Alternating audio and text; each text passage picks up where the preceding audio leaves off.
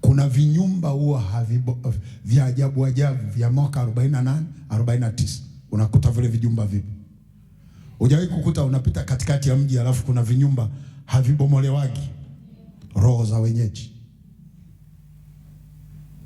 Zile roho za wenyeji ndio roho ambayo inamfyonza mtu.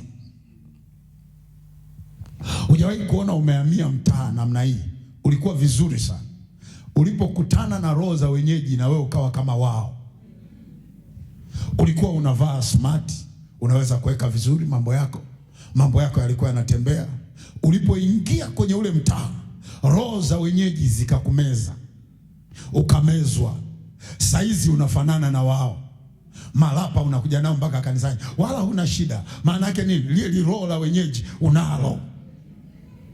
Sijui kama naongea na mtu hapa jioni leo. Kinachokupiga saizi ni ile madhabahu ya giza, roho za wenyeji. Roho za wenyeji huwa hazitaki ustawi. Hivi mnanisikia? Ukikaa mahali penye roho za wenyeji huwa hazitaki ufanye nini? Ustawi. Watafanya watakavyofanya mpaka wakutoe.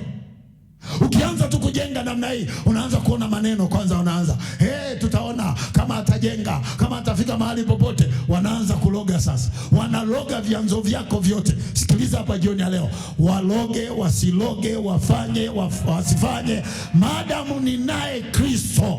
Maadamu unaye Kristo, katikati ya roho za wenyeji wataona ukichipuka kama vile kitu ambacho hakijawahi kuchipuka. Katikati za roho ya wenyeji wewe utanyanyuliwa, wewe utapata kibali, wewe utapata heshima, wewe utapata baraka, wewe utapata nyota, wewe utapata siji. Kama naongea na wewe, nyanyua mikono yako miwili juu, pokea